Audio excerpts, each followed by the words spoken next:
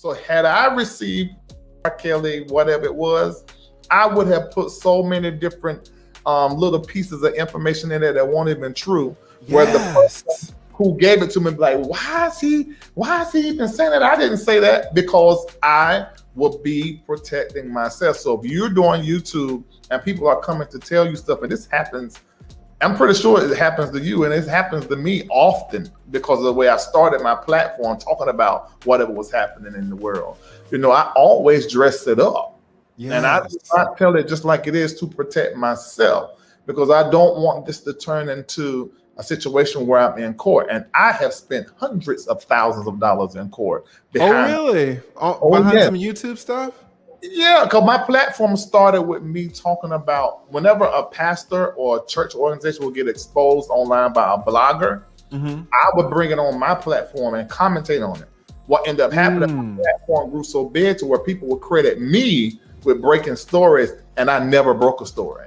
You know? Yeah. That became a huge thing. Well, a lot of people know me for that as opposed to my commentary. They say, oh, well, Larry lied unexposed.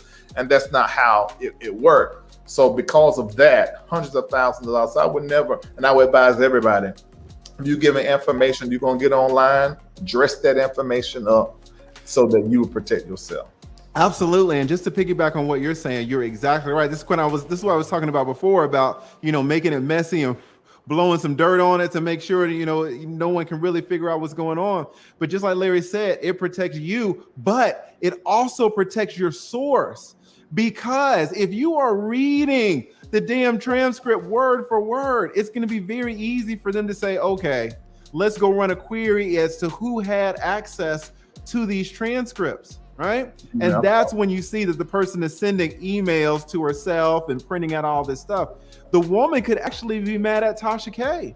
The woman could say, listen, you read this stuff word for word, and now you reading it word for word brought the heat on me. If you had just said, oh, well, he got in a fight with his girlfriend, no one ever would have known. But since you read the recordings word for word, now they know that it was someone inside the system. And when they run their search of who accessed the files, obviously it came back to me, and now I'm in trouble. So you kind of burnt me up, right? So just like Larry is saying, not only will it protect you to make it messy and maybe even put in a little comment or here or there that's not necessarily true, but it will also protect your source. Now, you can keep giving your money to him, and I guarantee you, when I put out the Becky, when I put out the Karen, when I put out the Amber, let's see if you still gonna have the same respect for him. It ain't gonna be nothing but black men in there dragging y'all black bitches, okay? Dragging y'all. Cause he only fucking bitches with white discharge and white pussy. Cause he can't see the discharge outside the pussy. He can't see it because it blends in. You dumb bitches. Now, like I said, you better be ready. You better be ready, because I'm gonna find out what law firm you work for. I'm gonna find out how many cases you don't want, bitch. All that so-called research you're doing on me, bitch, I'm about to do some research. I'm about to show you how it's really done. Okay? Give me an honorary law degree, bitch. I'm gonna show you how it's really done. Okay? Yeah. I'm gonna show you. You walked up the wrong motherfucking tree, bitch, okay? Wrong tree. And when I say, you wanted to be on YouTube, you want to get on YouTube and lie instead of pull receipts. And that's what pisses me the fuck off. Is the black men out here wanting to be respected as more, but then you get on the internet and lie. You worked hard not to lie. You worked hard to make your money honestly, but not be reduced down to talking about a bitch who was in ninth grade for 3 years and got a motherfucking GED and makes more money than you in 2 fucking days without breaking the law. You stiff hip son of a bitch.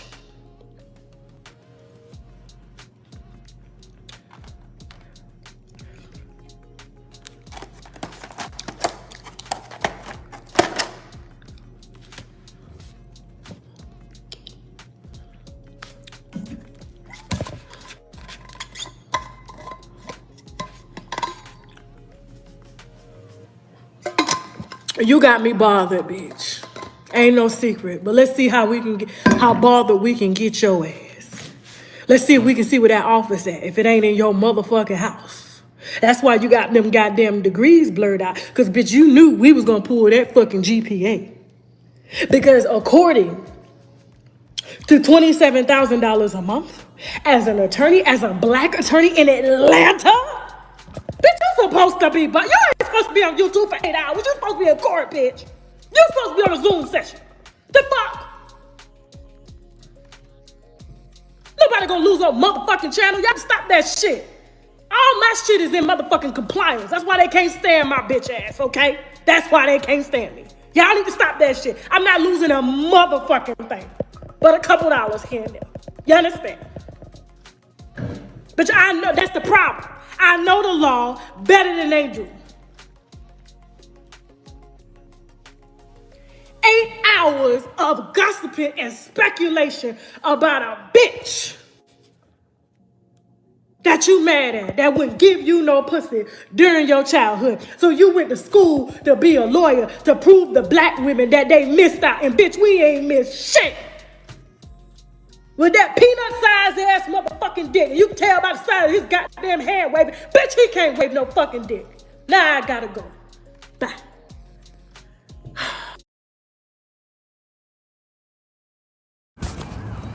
Hi guys, so I just wanted to come and touch on some videos that are out here by several different YouTubers about the whole Tasha K and the getting questioned by the feds. Now, I'm not sure if you guys follow her channel or not. Even if you don't, I can tell you how you can go back and find it if you wanted to hear it for yourself. But she had stated that the feds questioned her about the R. Kelly situation a few months ago. When her and Auntie Hammy did this whole skit where she claimed like she was going off on her at her house or whatever. And then they spoke to each other again, and Auntie Hammy was they're kind of interviewing each other. And so in the conversation, she was saying that the feds had reached out to her about the R. Kelly situation.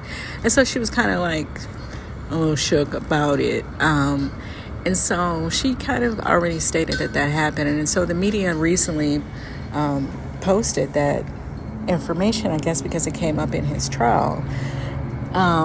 No, see, this is my understanding. I don't know how to verify who is doing what. This is just allegedly.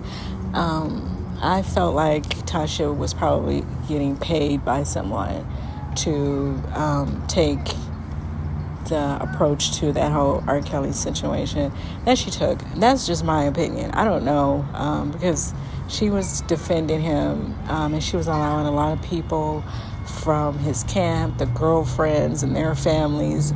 You know, she was really getting very involved in all of that. And it just didn't make sense to me.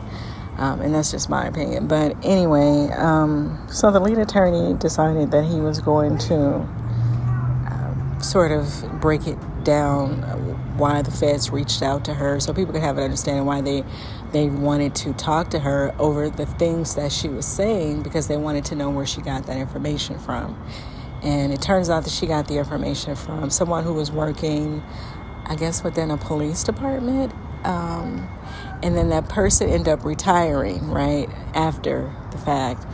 And so, like I said, it just always felt like she was connected to somebody inside that R. Kelly, the camp, the way she was constantly talking on that subject.